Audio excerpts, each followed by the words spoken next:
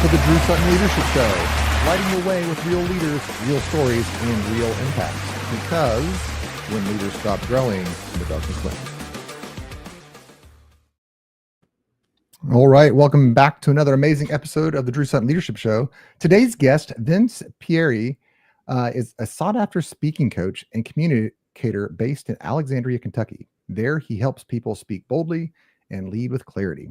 Whether he's coaching executives to land standing ovations at TEDx or preaching from the pulpit, Vince's gift is turning messy ideas into magnetic messages. His clients, from tech leaders to startup founders, have taken the stage at Google, Inbound, and Exit 5. Through a proven process that blends strategy, storytelling, and spirit, Vince helps leaders craft talks that not only land, but linger in the audience's mind. Think sticky one-liners, custom frameworks, and delivery that feels authentic, but never cheesy. From the stage to the sanctuary, Vince helps people show up, speak up, and stand out. So without further ado, welcome, Vince. What's up, Drew? Thanks for having me, man. What an intro. Man, this interview is specifically exciting to me because you're probably the first influencer that I watched your material on LinkedIn. There wasn't really a personal connection beforehand, and I was just super enthralled. I literally have pulled down almost all the infographics that you pulled up, and I keep them in a file and I kind of refer to them. So I love that. Yeah, man. It's so cool to hear. Yeah. I help special operations soldiers speak and land keynotes, and pro athletes that do the same, because both communities have these amazing stories that are so far out of the common experience that they need to be told. And yet I find that they're jumbled in their minds, right? So like if you think about a firefight in Fallujah, that comes in spurts and stops, and when do you amp the tension, and when do you tell the story, and when you do dialogue on the lesson. So I love your frameworks. But before we get into that, hey, so folks on the show, hang out. We're going to take a look at two of his frameworks today on the show. How did you get into speaking? Yeah. So you mentioned it in your little intro, your little ChatGPT inspired intro, which I loved. Can't hide it these days, man. No. From the stage to the sanctuary. I was like, Drew did not write that, but I love it. I'm a little bit hurt, man. I did write it. Nothing like going on a podcast and just razzing the host right away, right? No, I love it. Great intro. So I'm a pastor. I have been a full-time lead pastor, preaching, every week for 5 years. And that's my speaking background. And this sounds like I'm tooting my own horn, but I'm really not tooting my own horn. I'm really, if anything, I'm tooting pastors' horns in general, because when it comes to speaking, pastors, I think, have the most challenging public speaking job on the planet. Yeah. When it comes to speakers, they always say, never be a known commodity, right? If the people in the room know you, they're most likely to tune you out, because I've heard this guy. So pastors, you are only a known commodity, right? You're only speaking to a group of people who know you very well. Second, a lot of the public speaking people, like keynote speakers, they have one talk, maybe two, and then they recycle them 40, 50 times a year, where pastors have to write a different talk every single week and deliver it to that same group of people. So you can never recycle a joke, never recycle an analogy, none of that sort of thing. So, and for bigger churches, like the one I'm a pastor at, I don't know most of these people personally. So they don't show up because they're friends with me. They only show up if it's high value every time and inspiring every time. So to survive that content grind, on top of running the organization of the church, I've got a staff of 10, all that sort of thing. I had to build all these frameworks to stay sane myself.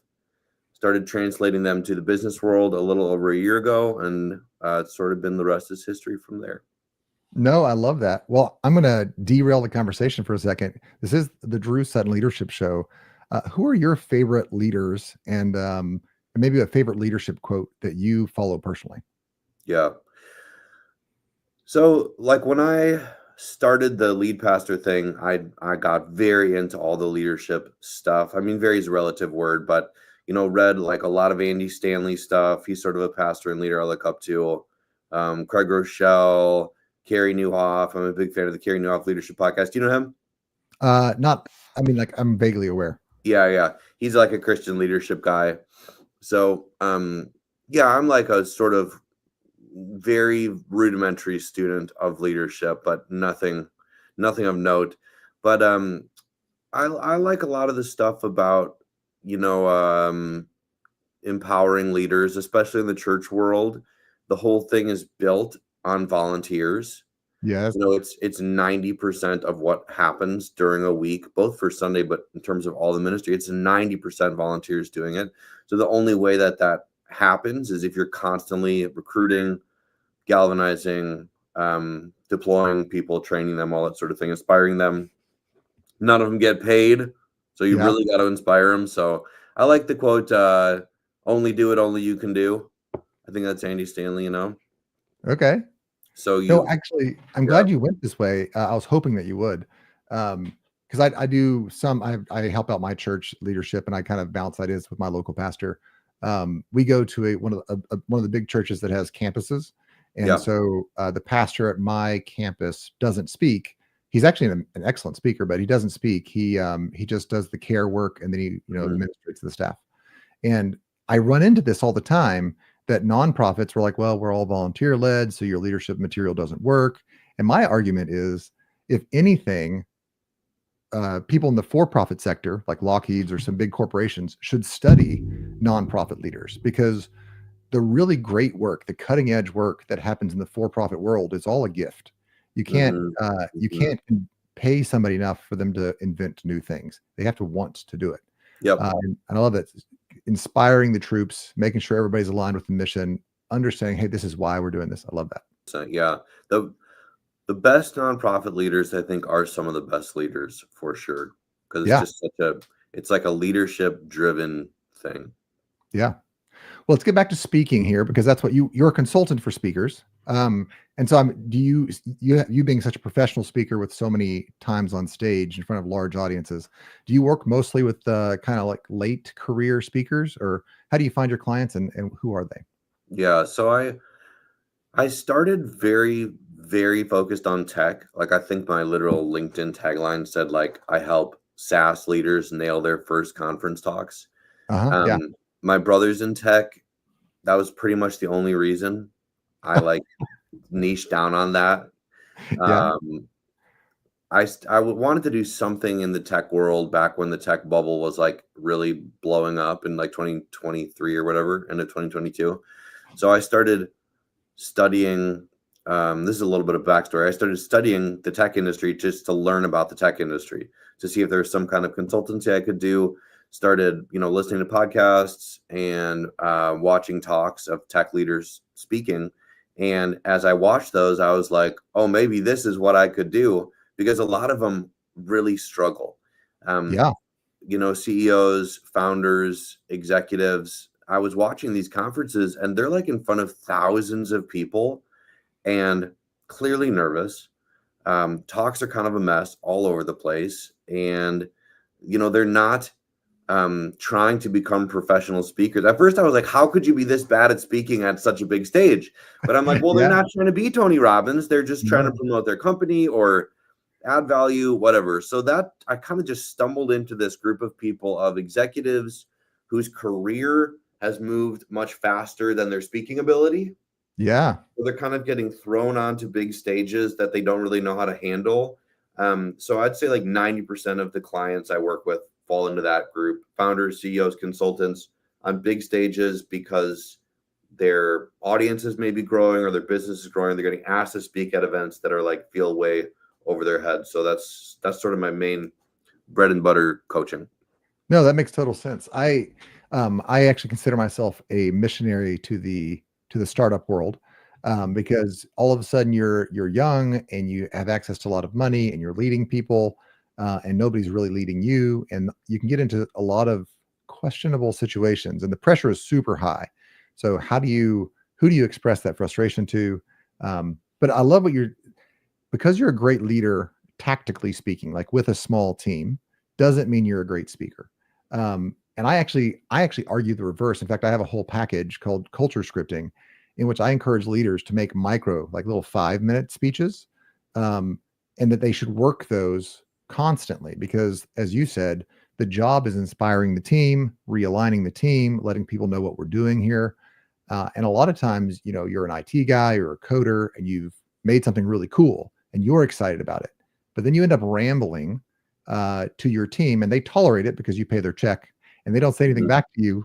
And so you're not really aware of your need for crisper communication. So what are maybe 2 ways that I, as a leader in front of my small team or on a big stage, can keep myself from rambling? Yeah. So I love what you're describing of like thinking of it as a sort of mini talk. I think that is huge, is to like when you're speaking in front of any kind of group, to give yourself a little bit of a framework of how am I going to get this point across. That's sort of a big piece of the work I do with clients, is helping them think about their speaking in a more almost sciencey kind of way. So I'll give you one example. There's these 3 C's that I use all the time: catchy one-liner, creative analogy, concrete examples. You've maybe seen that on LinkedIn. All right, one-liner. let's just repeat those one more time for the audience. Yep. What is Catchy one-liner. catchy one-liner? The point of that, catchy one-liner, creative analogy, concrete examples. And I'll break down the theory a little bit. Yeah, do it. So the one-liner is to get the idea to resonate in someone's head. The creative analogy is to get it to resonate in their intuition or emotion. And then the concrete examples are meant to have it resonate on a practical level. Like, what does this look on a day-to-day basis? Look at those banners. Yeah. Come on. I'm a little bit slow and my eyes are like jumping down here. So catchy All one-liner. good. I thought you were taking notes, but we got like live lower thirds. Live lower thirds. That's a good one-liner right there. All right. So we got a catchy one-liner. A creative analogy. Creative analogy. And then a concrete example. All right. Creative analogy and concrete example. I need a guy in the chair over here that can I know, yeah. Someday. Yeah. Once you hit 1 million subs or whatever, then you'll have the guy in the chair. No, I absolutely love that framework because it's 3s, it's C's. You got to be catchy, creative, and concrete. I tell people whenever you speak, that's whether you're like just in the hallway or whether you're like casting vision for the quarter or the year, or if you're on a big stage, I say every speech is an opportunity to transition, for transformation. And that's basically what I do when I do keynotes. Is I want to take you, the audience, from here to here, which means I have to know where you are. I have to know where I want to take you, and I have to know the call to action. And I put it 3/4 of the way through the speech. So I build the tension, give the opportunity for change, and I intend to transform you by the end of the speech. And I think that that's hard for leaders, especially young leaders, because they're used to saying, well, if you want to follow me, great, but I'm doing this. But when you start leading and speaking, you have to change the audience. What are your thoughts on that? How do you go about transformation for your audience? Yeah. So, in general, I think a lot of times, maybe this will answer the question you're asking. When speakers are prepping their talk, they immediately go to, what are talks like? This is just inevitable. If you're gonna make a movie, you're like, what are movies that I've seen that I want to emulate? Or if I'm gonna write a book, what are books I like? When speakers say, I gotta write a talk, what are talks like? Especially if they're in the tech world, they've really never seen a decent talk. They don't know what they're shooting for. Yeah. So their mind goes to, well, every talk I've seen, there's like 150 slides. So I'm just going to start cranking out slides. So they basically take everything in their minds, every framework, every tactic, every infographic they've ever made or seen, and they dump them into a big thing. And then they say, okay, how can I get through this in 20 minutes? And they don't actually start with the goal of transformation. They don't really start Mm. with the goal of that. They start with the goal of essentially like, I need to get all my thoughts out in a way that's cool and looks visually appealing. So one of the first things I do with clients is I say, okay, a lot of times they'll come with a half-baked deck. Yep. And I say, okay, forget the deck for a minute. And then I say, okay, who's somebody you actually care about who might attend this sort of event? Who's somebody you know personally? And then I'll even say, dare I say, someone you even love? And then they're like, right. But it's like someone you really care about. And then I say, imagine that you were drinking a beer with them and they said, I have this problem. And it's the problem that's around your topic. I have this problem, whether it's HR or finance or AI or scaling, whatever. I have this problem and I've got to leave in 10 minutes. But can you give me like 3 things I need to know? I love it. So like, it is surprising how rarely that doesn't work. Yeah. Because I make them say the person's name. I'm like, what is the person's name? Who is a real person you know? And they're like, okay, my buddy Andrew, he's in whatever, this field. And I'm like, what would you literally tell Andrew over an IPA? And they're like, well, I'd probably tell him to do this and this and this. And I'm like, okay, that's your talk. That's like it. What you would actually tell a real person you know and love, that should be the only thing you talk about. And then we're just building the entire talk around those 1, 2, 3 ideas. And again, if someone's trying to become Tony Robbins, everything I'm saying is so rudimentary, it doesn't really help that much. But for like the average executive, when they write a talk this way and show up at a conference where 99% of the people are not writing talks this way, it's like standing ovations. It's like people crying. It's like they can't even believe how much better they were than everyone else at the event. Because again, not because it's so brilliant, but because the bar is so low in this kind of like corporate speaking context. Yeah. And it takes a while to learn things. And so don't tell everything you know, because most people won't appreciate it. They won't hear it. They'll just get bored and confused. Tell something that's useful. 1, 2, 3 off the stage. And then they will ask you for more. I love that. Yep. Hey, and then those 3 C's I gave you, that's just for context for the listeners. Those 3 C's are like how you make one idea stick. That's not a framework for a whole talk, just to avoid any confusion. Those 3 C's go together. Anytime you want to make an idea stick, whether it's 1 point in a presentation or 1 point to your team or 1 new initiative, those are sort of the formula for that. I love it. So let's talk about that for a second. This is an example of the infographics that made me fall in love with you. And if you start following Vince, he has probably 100 of these things. And they're all super easy to consume. Like in this one, how do you keep people engaged? Raise your hand if you want to engage people. And it's just super easy to sit down and think through. This is what people are looking for. And again, this is coming from somebody with probably 500 to 1,000 talks under your belt. I mean, you've been in ministry for around years. 500. Yeah. So anyway, this is really cool. Here's the other one here. Why don't you talk us through? This is a lot. Why don't you talk us through this real quick? If I'm Andrew, I'm your client here, and I got this speech I need to give on the tech stage. How do I consume this infographic? Yeah. So you might have a tough time with just the infographic, but I can give you this like a sort of a skim through it. So, and have you ever played an instrument? Yeah, I played the flute and the tuba, actually. Okay. Do you ever play any like popular music on those instruments? Probably not. I did pick up the guitar, and I knew some worship songs on the guitar. Yeah. So there you go. So like when you're playing a worship song, you know, I got an intro, I got a verse, I got a chorus, I got another verse, I got another chorus, I got a bridge, and I got a chorus. Right. Intro, verse, bridge, chorus. Intro, verse, chorus, bridge, chorus. You know, like the typical pop song structure, worship song structure. It's all the same. Knowing that basic structure, when you get on stage to play a worship song, half of the stress is removed because you're not wondering what comes after the verse. Yes. You know, the chorus always comes after the verse. You know, the second verse always comes after the first chorus. This is just intuitive. So you can learn to write talks the very same way. So that infographic is sort of a high level pop talk structure. In the intro, you're building tension. What's a pain point the audience feels? What's an underlying blind spot or problem they don't see behind the pain point? And then what's the promise you're going to give them?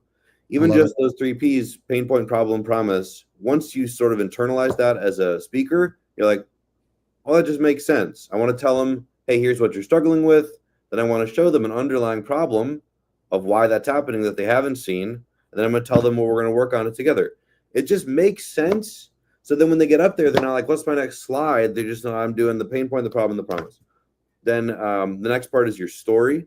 This is where you essentially build rapport by telling a story of walking in their shoes.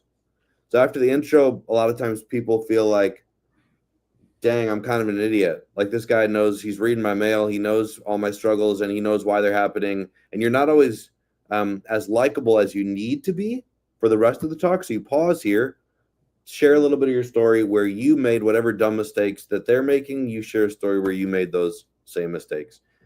After the tension section, it's not even called tension on this diagram, but the intro is your tension section. The story is your trust building section. After the tension and the trust building, they're just notebooks out, ready to hear what you have to say, because they go, this person understands my issues and they have walked in my shoes, and then they're ready to learn. Right. So, and they've gotten out, so they know how to get out. I love it. And if we were to deep dive that entire infographic, it's just all set up to like give you those containers, verse, chorus, bridge, chorus, for how an argument should be structured in a way that's easy for the audience to understand, but even more easy for the speaker to understand. Yeah, no, I love that. That's literally, so when I work with the special operators and the pro athletes, the first thing I do is I say, write down the 10 stories that you tell all of the time. And they generally have 3 stories they tell all the time. And then they kind of work out the other 10. And then I say, where are you trying to take people with those stories?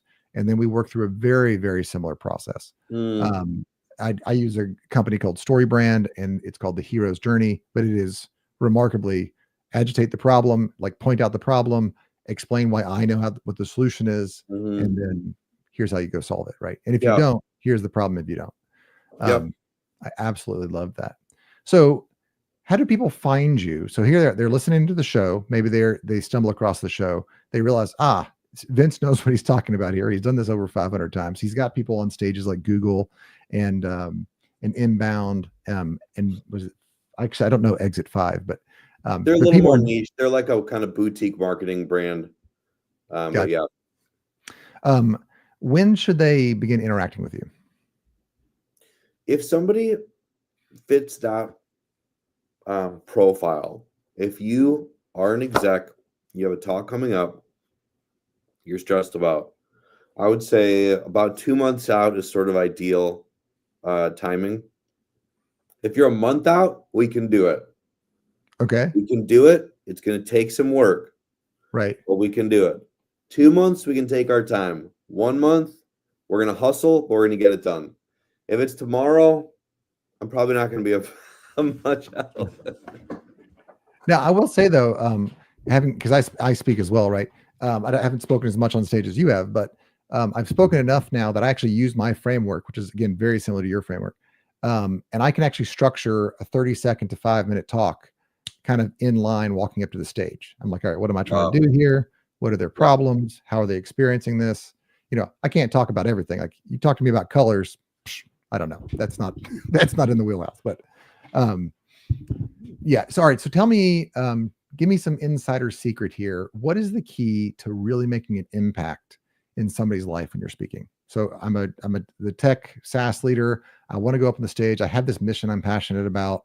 How do I show up and make impact? And then, like, what is the thing that I do that's going to kill that impact? Yeah, I think the highest level thing is what we were talking about a minute ago, writing content that sort of like sounds like a good talk versus writing content that's actually serving a particular person you have in mind. I can give a couple other just more tactical things that might be helpful. Some things that just will like mess up common things. Okay, very common things. In fact, I just did a post on this just the other day.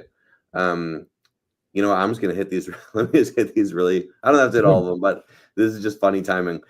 So like once you've got the outline locked in and you've got the right outline, serving the people, that sort of thing. Here are like some of the most common things that mess it up after that. One of them is just going into like a very weird formal persona, right? Yes. Good Yeah. afternoon, everyone. So great to see you. My name's Vince. And it's like, again, it's like their mind flips to like valedictorian speeches they saw in high school or something, Yep. or all the other like weird speakers at the conference. But the like what appears like charismatic on stage is just talking how you talk off stage. Yeah. So like if you talk on stage the way you do with your friends at a barbecue, people go, "You were so confident up there. Your stage presence was amazing. I've never seen anyone talk like that." And they don't know how to put words to it, but all that's happening is you're just not adopting a weird, stilted, dry persona. Yeah. That makes sense? It does. It totally does.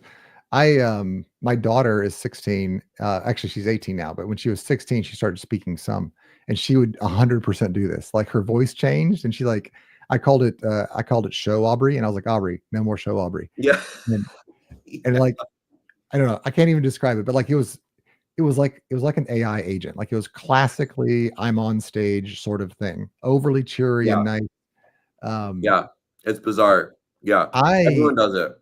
Yeah. So for me, I come across as a professor or as a little boy, like because I do get really excited. I used to design helicopters, and legitimately, there is a romance in my heart for helicopters. Like they're just cool, and the math is very elegant, and it's just a lot of fun. So for me, I get like into wonder mode, but like as a little kid, not like as a professor that's trying to introduce you to the Mm, excitement of it.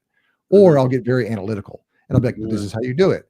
And in both cases, it robs me of a lot of the impact that I could have. When Yeah. you were starting, what was your glitch when you were starting? Dude, so many. Literally so many. Literally everything I post about is just like 2 years of having horrible talks. Like literally speaking every week and it being horrible every time. And then Yeah, going, I should probably figure this out. So yeah, I did like the perma smile, uh-huh, right? yeah, Yeah, and just like smiling the whole time.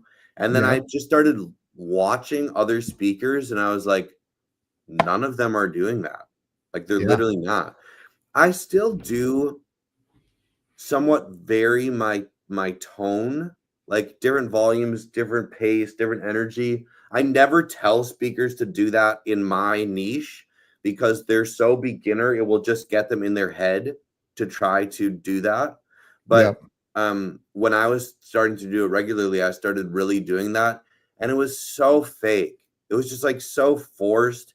And like you know Adam Grant, yes, like that dude, one of the most sought after speakers.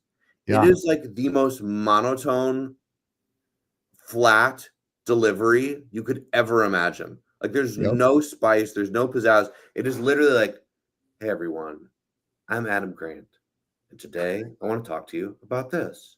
But the content is so good, and this is where it comes back to content again. Like yeah, the content has to be so good, so valuable, stories and all the thing. But after that, you just be yourself. So yeah, the perma smile, kind of forcing dynamics, complicated outlines.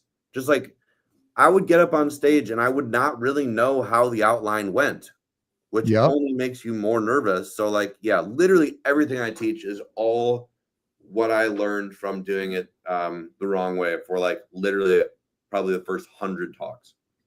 Yeah, my current glitches are I speak too fast because I get excited about things, and I listen to all content at 2x speed because I Mm, it's just too slow. So my input uh, for hours a day because listen to audiobooks when I run. My input is at 2x. So right. I think a good high energy talk is at 2x. Hmm. But I recently got to be on a podcast with a lovely lady named Alina, good friend of mine, and she speaks very slowly. Mm, And I'm like, oh, this is a boring show. But then I went back and watched it, not as a participant. And I was like, man, I need to slow down my speaking. mm. Anyway, that's my current that I'm Have you currently. watched a recording of yourself where it felt fast, you listening back? Yes. Okay. I inflect my voice higher than I would like, and I speak Pitch it up. quicker. Yeah. So, Yep. yeah, and so learning to drop into more confident, slower Drew is very difficult for me. Yeah, that Um, makes sense. That makes sense. so Yeah, I think if you watch yourself and it felt fast, then I would say you got to trust that. I yeah, do think though for a lot of people that can be one of those things that they feel like is just right. Like I got to slow down and be present, but like when I listen to most speakers, I feel like they need to speed up. Maybe even partially because people listen to everything on 2x. It's like right. your ears are not the only one's tuned to 2x. Everyone's ears are tuned to 2x. So it can go either way for people in general. But if you watched it and it felt fast, then you got to trust your gut for sure. There we go. Well, we're kind of running up against time. I want to ask you real quick, what is your favorite experience coaching people and speaking? Like, what was your most rewarding experience? And then I'm going to give you the floor a little bit after that. But let's just talk about your most rewarding experience when you've been coaching people. Yeah, that's a great question. I had a client who did a talk at a marketing conference, and it was about how to build your solo marketing consultancy, basically. So she's Yeah. talking to a room full of in-house marketers about how to build their own business. They all want to build their own business. They all want to do a side hustle, whatever, Yeah. do fractional on the side, whatever it is. And she had a very powerful backstory, which she didn't even totally bring in, but really came up from nothing and like built a life for herself. And she, way more than most of my clients, wanted to lean into the more inspirational side. And it could have been a very technical, just like step 1, step 2, step 3 of how to build a business. But she Mm, really leaned into like the human side of it and like creating freedom for yourself and being present with your kids and like all this sort of like more touchy-feely stuff. And I was not there for it, sadly, but she said standing ovation, literally people were crying, like walking up to her, hugging her, like a Tony Robbins kind of yeah. thing. And to pull that off in a business context, I think is a beautiful thing. It was a beautiful thing for her, and it was a very like rewarding thing for me as well. Very cool. I love that. All right. Well, we're running out of time on the show here. I want to give you the next 2, 3, 5 minutes. Just speak to the audience. The floor is yours. Right on, man. I might have said most of most of the things I would say, but yeah, if you have a talk coming up, I would love to just chat. We can do a free call, hear what you're thinking, hear what you're worried about. I can walk you through sort of the details of what the process looks like. I've got a nice little polished step-by-step deck to take you through, and would love to just see if it's a good fit. If not, no big deal. I also do monthly cohorts of just helping people like get their head around this sort of thing. So yeah, hit me up and we'll make it happen. I love it. Listen, Vince is being modest as usual. He is an amazing coach. As you can see, he's both done it himself, taught others to do it. He is amazing. If you've never spoken before, if you are a tech founder or a CEO or kind of a mid-level executive, and you're realizing that now is the time you need to start speaking, that public speaking and even on small stages, but large stages is the key to your next career move. I want you to think about Vince. I want you to reach out to him. You can find him on LinkedIn at vince.angelo-coach or just vince dash. I got to change that. I got to change that. I was going to harass you about it. Reach out to Vince, tell him you saw him on the Drew Sutton Leadership Show. And with that, we are out.